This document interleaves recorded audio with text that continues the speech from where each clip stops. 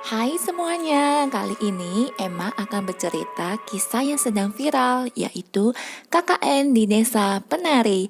Karena ceritanya yang cukup panjang, jadi dibuat dengan cerita narasi orang ketiga ya. Yuk simak ceritanya.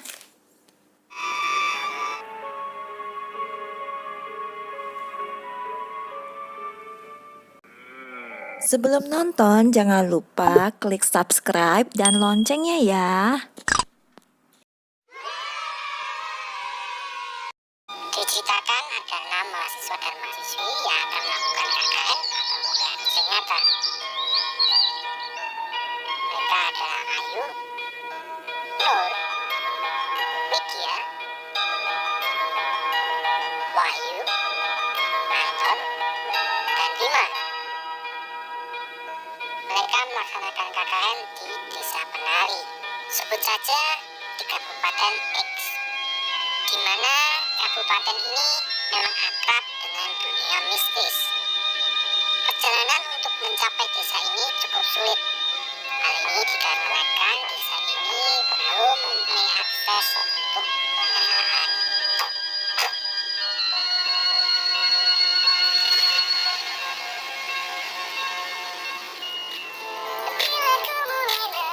Sesampainya di kota terdekat, mereka harus berjalan kaki menembus hutan untuk bisa mencapai desa itu.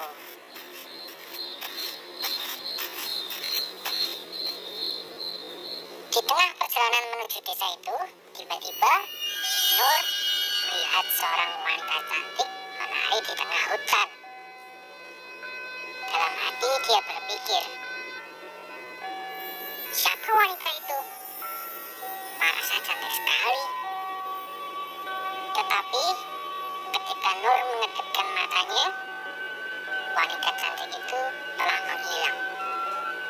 Hal seperti ini memang lazim dialami oleh Nur. Dia memang seseorang yang peka terhadap hal gaib. Bahkan, menurut beberapa orang, ada seorang nenek tua yang selalu menjaga Nur. Sesampainya di desa Penari, mereka langsung menemui kepala desa, itu Pak Prabu.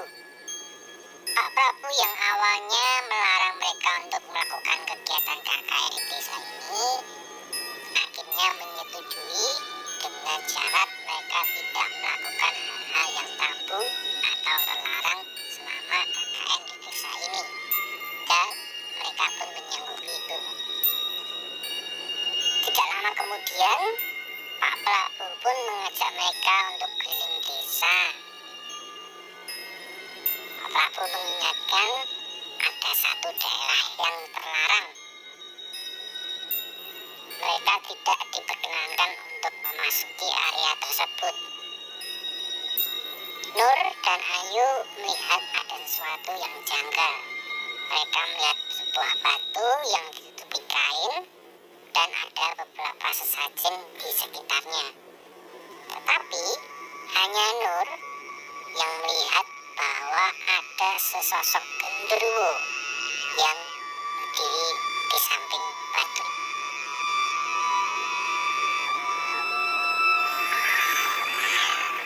Setelah melihat penampakan genderuwo, tiba-tiba Nur merasa tidak enakan. Kemudian dia meminta izin kepada kepala desa untuk kembali dulu ke penginapan. Nur ditemani Bima untuk kembali ke penginapan. Sementara Pak Prabu dan lainnya meneruskan perjalanan untuk berkeliling desa dan bertemu dengan warga yang lain.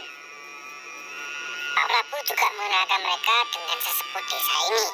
Tidak ada yang tahu namanya, hanya biasa dipanggil Mbak Buyut. Singkat cerita, setelah mereka melakukan KKN selama 2 minggu di desa ini, banyak kejanggalan-kejanggalan hal-hal gaib yang mereka alami. Seperti ketika tiba-tiba Widya berteriak dan lari keluar dari kamar, seolah-olah dia ketakutan dan melihat sesuatu. Akan tetapi ketika anak-anak bertanya, dia hanya diam, tidak bisa menjawab.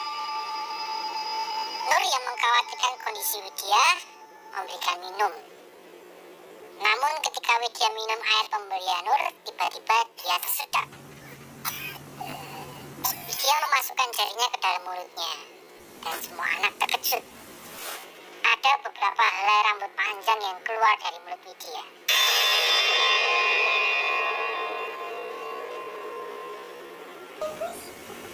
Setelah semua anak tenang, Wahyu kemudian bercerita.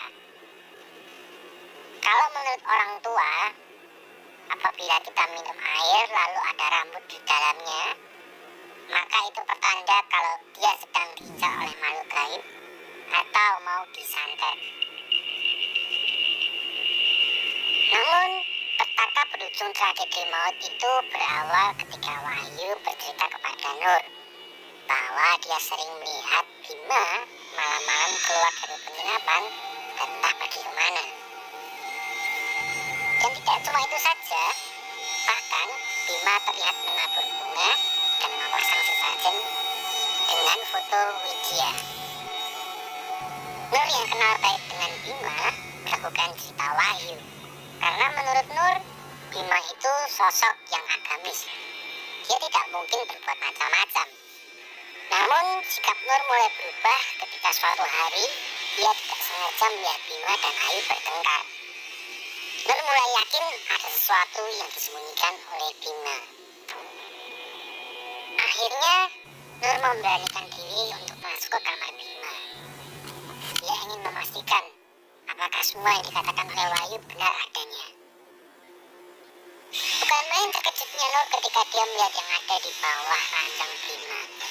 Bukan hanya sesajen dengan foto Widya, tetapi juga ada sebuah selendang berwarna hijau dan sebuah gelang mahkota. Nur segera menyimpan benda-benda misterius itu ke dalam sebuah kotak dan disimpan juga bersama sebuah kitab suci Al-Quran. Nur bermaksud mencari Bima, menanyakan apa tujuan sebenarnya dan apa yang dia sembunyikan. Namun tiba-tiba ia melihat Bima keluar dari penginapan. Nur berpikir dalam hati, mau kemana dia? Harus aku ikuti dia. Nur kemudian mengikuti Bima. Tak lama kemudian, ia melihat Bima memasuki daerah yang dilarang oleh Pak Prabu. Mau apa dia ke situ? Pikir Nur dalam hati. Nur pun terus mengikuti Bima. Setelah Nur memasuki area terlarang itu, yang dia lihat hanyalah semak belukar dan pepohonan. Nur kehilangan jejak Bima. Nur sejenak mengurungkan niatnya untuk terus mengikuti Bima. Namun, rasa ingin tahu yang teramat sangat membuat Nur meneruskan mencari Bima. Bukan main terkejutnya Nur ketika dia sampai di sebuah pondok dan melihat Bima dan Ayu sedang melakukan perbuatan zina. Ternyata inilah alasan Bima sering keluar malam-malam entah kemana. Nur yang penuh dengan emosi langsung melabrak Bima dan Ayu. Kalian pecat, seru Nur. Bima dan Ayu terkejut bukan main. Mereka langsung memakai baju dan mencoba menjelaskan kepada Nur. Tapi Nur yang sudah terlanjur emosi tidak mau mendengarkan mereka. Pokoknya kalian ikut aku pulang sekarang ke penginapan. Besok kita akan ke rumah kepala desa dan meminta maaf. Sesampainya di penginapan, Nur bertanya kepada Bima, apa tujuannya menyimpan sesajen, selendang berwarna hijau, dan mahkota gelang itu. Bima pun menjelaskan bahwa sebenarnya Bima memang sejak awal menyukai Widya, dan ia berusaha memeret Widya dengan benda-benda itu. Gelang mahkota itu Ayu yang memberikan kepada dirinya. Katanya, benda itu bisa membuat wanita menyukai Bima. Lalu selendang berwarna hijau ini, Bima hanya berkata bahwa itu milik Ayu. Karena malam sudah semakin larut, Nur pun mengurungkan niatnya untuk bertanya kepada Ayu. Ia memastikan dalam hati bahwa dia akan meminta Ayu menjelaskan semuanya besok pagi. Menjelang subuh, tiba-tiba Widya terbangun oleh alunan musik gamelan. Kilas ia melihat sosok yang mirip dengan Ayu pergi meninggalkan penginapan. Seperti terhipnotis, Widya pun mengikuti sosok itu. Sampailah Widya pada sebuah sendang atau kolam pemandian. Widya melihat ada seseorang yang sedang menari di sana. Dan ternyata itu adalah Ayu. Seekor ular putih melingkari tubuh Ayu. Dan Widya melihat sekelilingnya. Ada banyak makhluk gaib yang mengelilinginya. Widya menatap wajah Ayu. Raut wajah Ayu menunjukkan kesedihan yang mendalam. Dan seolah-olah menyuruh Widya untuk lari dari tempat itu. Tanpa berpikir panjang, Widya pun segera lari kembali ke desa. Alhamdulillah, akhirnya ketemu. Begitulah suara yang pertama kali Widya dengar ketika ia sampai kembali di desa. Widya kemudian ditemani seorang warga kembali ke penginapan. Di tengah perjalanan, bapak itu berkata, "Yang kuat ya, Nduk." Widya pun kebingungan. Ada apa ini? Sesampainya di penginapan, Widya mendengar suara Nur menangis memanggil-manggil nama Ayu dan Bima. Dan terlihat juga ada Pak Prabu dan Mbak Buyut. Di tengah kebingungan Widya, Wahyu pun menjelaskan kepada Widya bahwa semua warga desa telah mencari Widya sejak subuh hingga menjelang maghrib. Bukan main terkejutnya Widya, karena menurut Widya, dia hanya pergi tidak lama. Widya lebih terkejut lagi ketika melihat kondisi Ayu dan Bima di dalam penginapan.